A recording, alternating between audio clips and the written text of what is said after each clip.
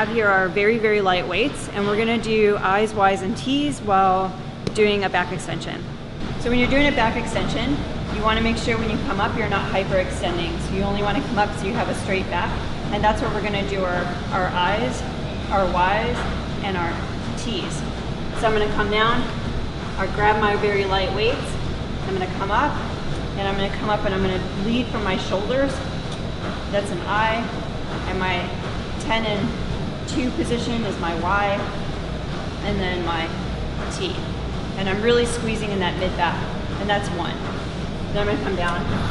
So if you don't have access to a back extension machine, there's another way that you can do this with the medicine ball. Take your weights in front of you, and then squeezing from the shoulders, just do the lift again here.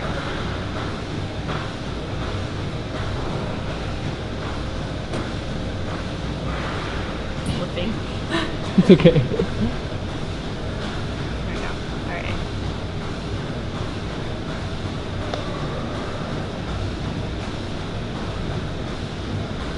So one of the antagonist muscles that we actually use a lot in climbing is our tricep muscles. We're focused so much on pulling that our biceps tend to get really strong really fast, and maybe our triceps can be neglected. And the whole point here is to focus on the lat, so you need to keep your elbows in tight, and you're just gonna lower as far as is comfortable and then back up. What we don't want is for your shoulders to come in this way. You need to keep them nice and square, lower yourself down, and back up. The movement may start off really small, especially as you're if you're weak, until you get strong enough to be able to do them. And then if you're super strong, you can really lower yourself down and lift yourself back up. If this is too much, because you're using your whole body weight to lower you, you can use a bench. So here I'm just sitting at 90 degrees and I'm just gonna lower myself down and push up. You wanna avoid having your elbows come out to the side, really keep your elbows going back. And you wanna avoid your shoulders coming and rounding forward.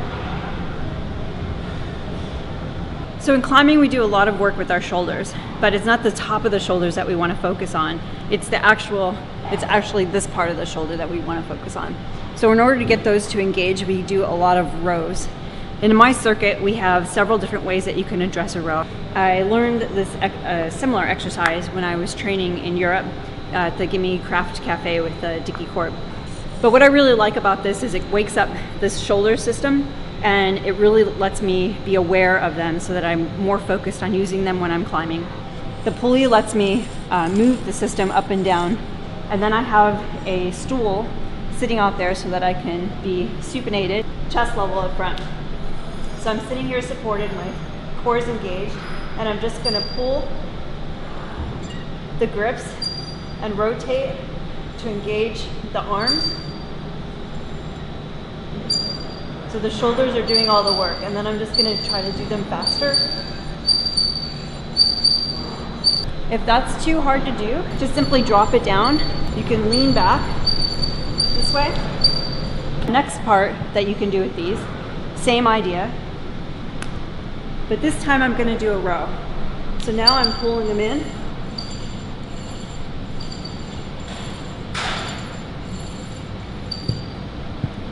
And you want to work your way to making them faster. So again, an easier variation and an even easier variation.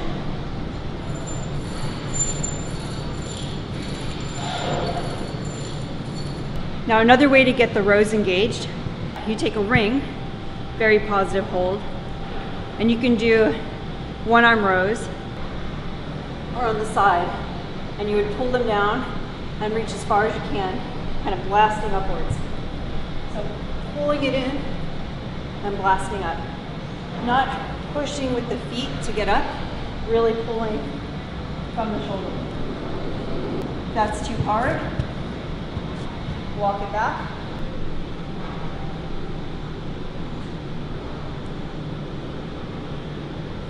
And when you start to get tired to make the completion, don't hesitate to help yourself.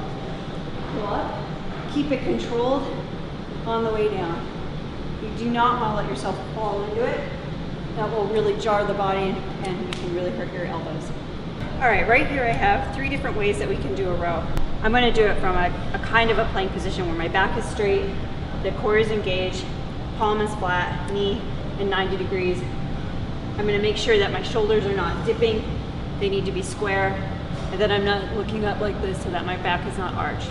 So suck the belly up, just kind of look in front of you. I actually just wanna let the weight hang, and then I wanna pull from the shoulder to lift my arm up. I know it looks like the biceps doing the work, but it's not. There's some bicep engagement, but I want the whole initiation of the movement to come from the mid-back and the shoulder back. Now the reason I like a plate is I can actually do a little bit of finger training. So I just leave the weight hanging on my fingers in that open hand position. I can feel the stretch down the back and the extensors, and I'm just gonna lift again. They're gonna stay tight into the body, don't let them come out. And then just up until your arms are back as high as they can go without your elbows moving. And then you're just gonna lower them back down, flick the wrists at the bottom of the motion, and then back up, and that's one. You really don't wanna push the weights on this. Right now, especially when you're starting, you need to go for good form. So making sure that your body is staying in one position. If you're starting to do this, that's too much weight. So it's really, everything needs to come from the triceps. So here, pulling it down, flick the wrist out, back up. So start super light, work your way up. If you're getting 12 to 15 pretty easily with no fatigue, then you can increase the weights.